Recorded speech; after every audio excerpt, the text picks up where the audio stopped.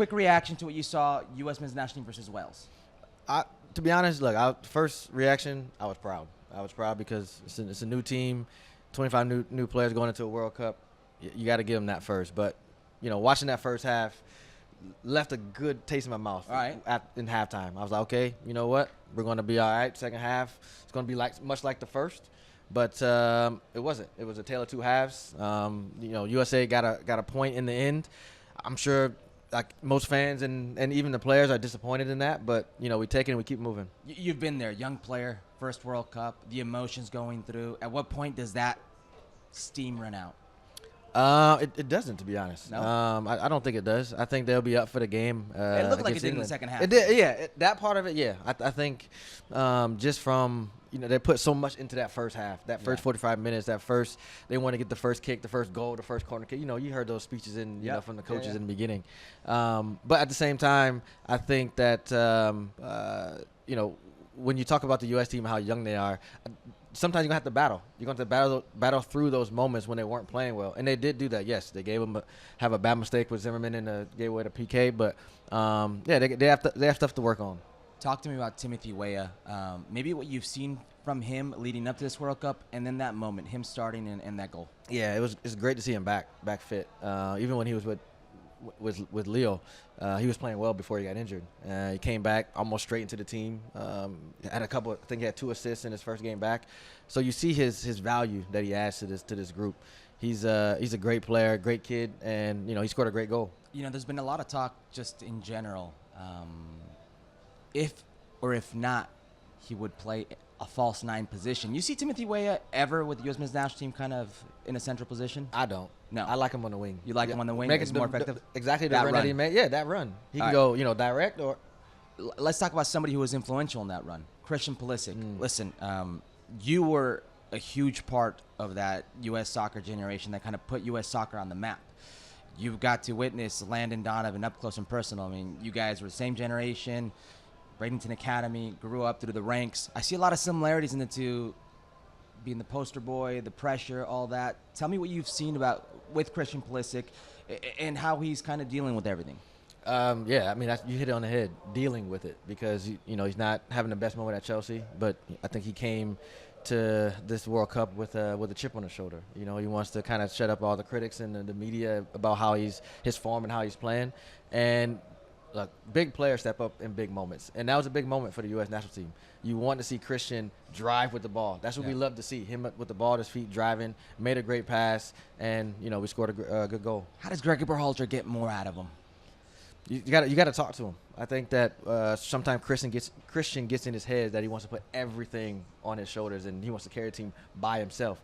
But I think now he knows that he has Timothy Weah, he has Gio Reyna when he's playing, Aronson, Tyler Adams, the captain, all these guys that can have great games and be a value to the squad. He has to let them be them as well. Now, Greg Berhalter was your teammate.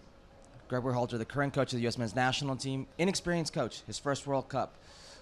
What can he get out of that Wales game as a learning moment? What do you think he learned from that? I think he could probably make substitutions a little bit earlier. I think after that 50th minute, 55th minute, I know you don't want to make a sub so early as a coach. I understand that, but sometimes you have to do what's best for the team in that game. But it's a learning curve for him as well. This is, like you said, it's his first World Cup, but I have a lot of confidence going into the next game. All right, let's put your coaching hat on. You just watched England. They ran over Iran, 6-2. What, if anything, worries you about that English team? That they're playing at a high level. We don't have to talk about X's and O's and tactics and this and that. Just that if you look at, and I've said it before, I'm not a friendly guy as far as looking at friendlies. You're before a friendly this guy. game. Oh, thank you. Friendly, and matches, on that magnitude. So when they were playing these games and they were losing and not playing well, they were Nations League games. They weren't friendlies. It's an upgraded friendly. Stop it. So you don't take stock into I don't. They didn't win in the last 6 games. They only scored 2 of those games. Right, exactly. Okay. So when they come here and they know it's a World Cup and you see that roster and that squad they have, right? If there's a lot of talent, it's man, and the people that brought on from the bench, it's an upgrade. I mean, Foden, Grealish, Rashford, Callum Wilson. I mean, you look at these. Rashford scored a goal immediately coming out. Exactly. Wilson had the assist to the goal. Yeah. So you look at the talent that they have. in the starting 11 and then coming off the bench, they're a scary side. All right, well, if you're the U.S. men's national team, what can you do to hurt them? I think you can't show any fear. You can't show them too much respect. Yes, we all respect our opponents, but we have to go at them. You know, and I think there are mistakes in that back line with England. They make mistakes, just like everyone else does. So if we don't show them that respect and just kind of hold off, we pick our moments when we can press them, get after their center backs, I think we'll have a decent night. Iran lost 6 goals against, but they could have easily scored 3. They showed they're vulnerable in the back, especially in transition. The U.S. men's national team have those players? I think so. I hope we see a healthy Gio Reyna. I think he'll be a big shout for the national team coming into England. I think he can disrupt defenses, and he's a very intelligent player. Yes. You know, he might not be the fastest guy, but his talent, his skill, and his balance on the ball. I don't know if you agree with me. He's probably the only player I see that Clint Dempsey and like that chip on his shoulder. He does. Kind of like little nastiness. Have you ever seen him, look at a player when he's on the ground? Like he don't care.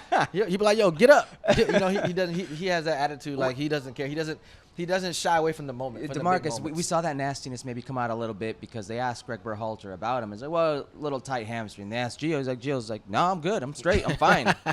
Talk to the coach why I didn't go in. Yeah. So what do you think happened there? Miscommunication? I don't know. So? Yeah, maybe. I don't know. But I'm sure that behind the scenes, they've talked it out and said, okay, this is what it is. I'm going to ask you one player that needs to maybe show you more than they did in Wales. Weston McKennie. Look, I know he hasn't played in a while, so I give him the benefit of the doubt. Right. But we all seen how Weston can play and how he helps this national team. And if he can be anywhere near where he was these past 6 months, right, we'll have a very, very good shot of getting out of this group. And I'm not putting that on Weston McKinney's shoulders. No, he definitely looks like he's carrying. He's carrying something. You know, so that's what I'm saying. With the benefit of the doubt, I'm sure he has a little bit of a. But you're right. When he's going, it's contagious. And goes off of set pieces and what he brings to the team. Yes. Box-to-box midfielder. If he can get that and get his health corrected, he'll be a big force for us. Well, thank you very much for watching ESPN on YouTube. For more sports highlights and analysis, be sure to download the ESPN app. And for live streaming, premium content, and let's not forget as well, ESPN FC 7 days a week. Subscribe to ESPN Plus.